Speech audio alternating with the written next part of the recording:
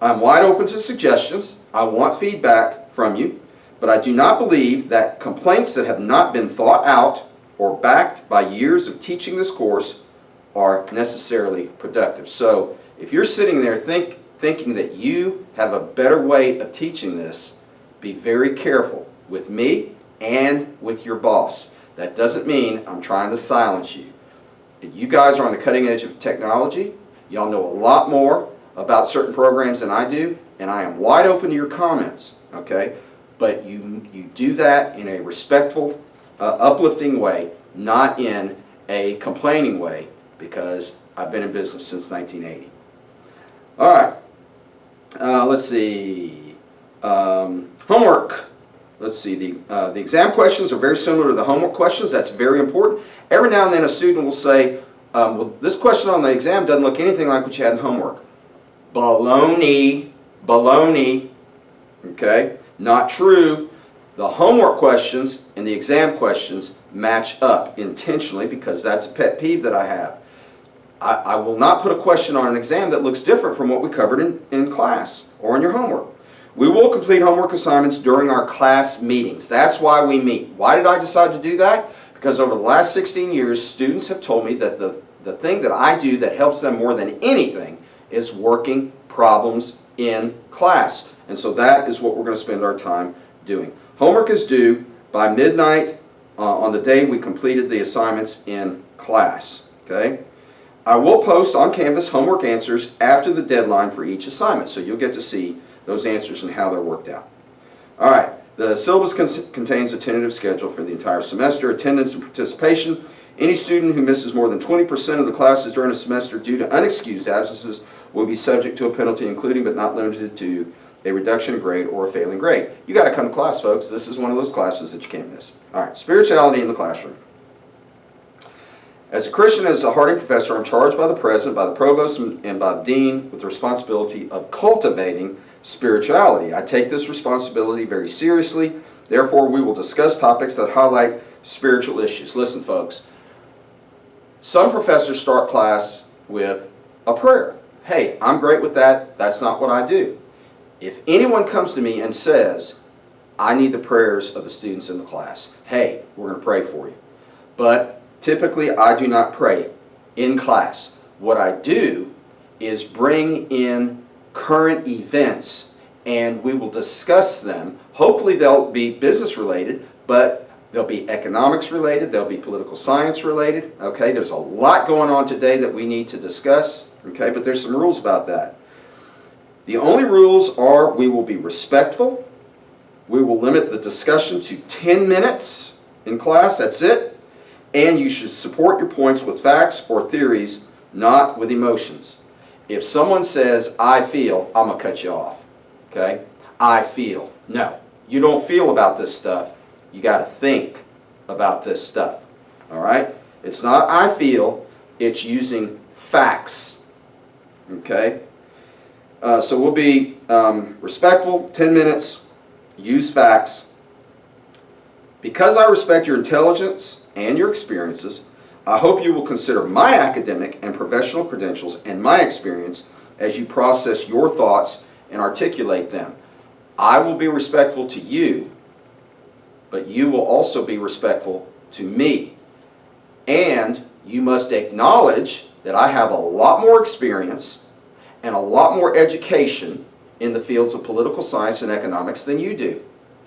At some point in your life, you will have as much or more than I. And I can't wait for that to happen, okay? But we're going to be respectful to each other. All right.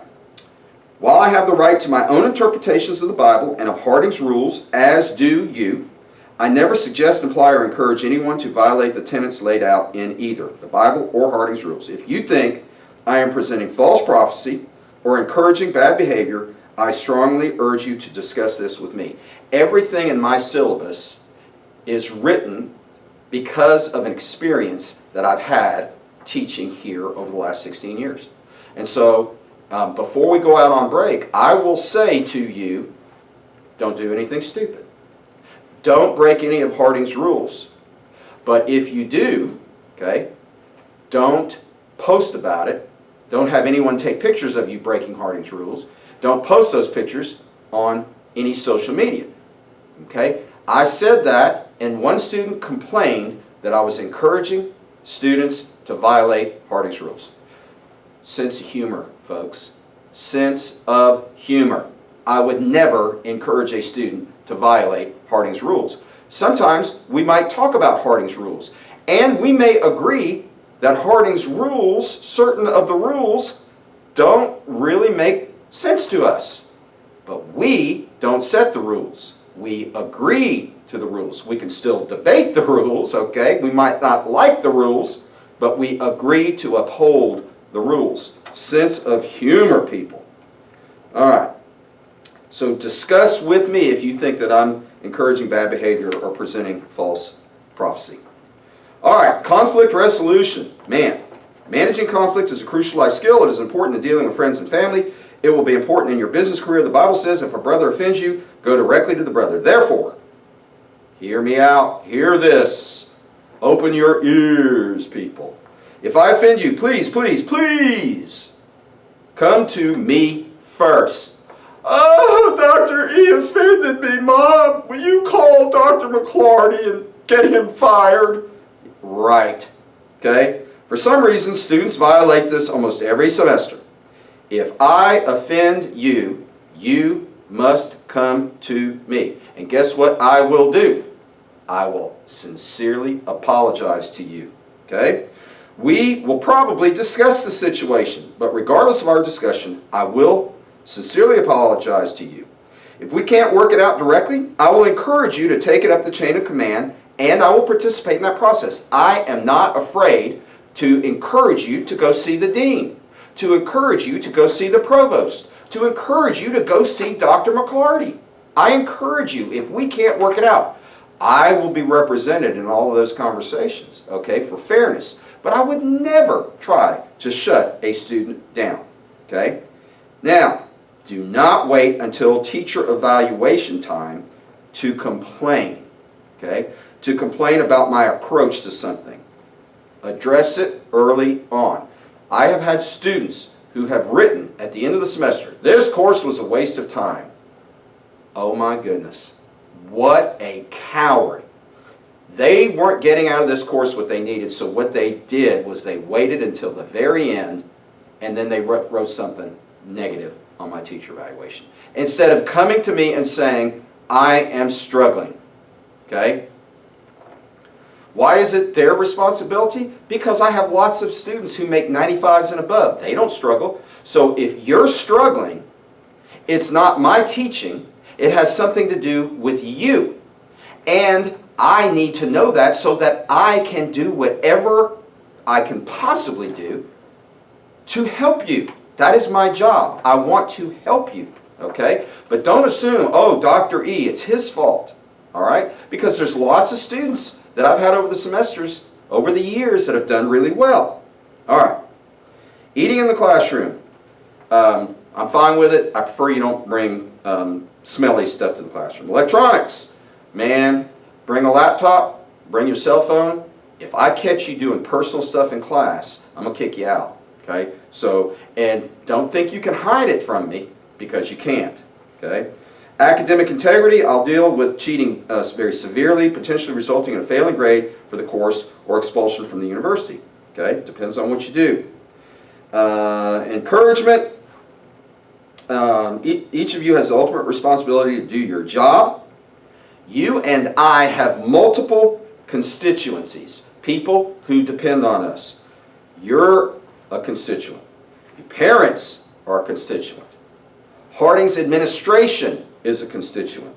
Prospective employers are constituents. And former students who have earned a Harding degree and who are depending on you guys to maintain the integrity and reputation of Harding, they're constituents of mine and of yours. I don't just answer to you, and you don't just answer to me. We all answer to all of these people. We are representing all of these people, so we need to be aware of that. The bottom line, to be successful in this course, you must view the videos, fill in your notes, attend class, complete the homework, and devote sufficient time to prepare for exams. Sufficient time. If you're going to take an exam at 11 a.m., well, let's say, you do not start studying at midnight the night before. That is a recipe for disaster.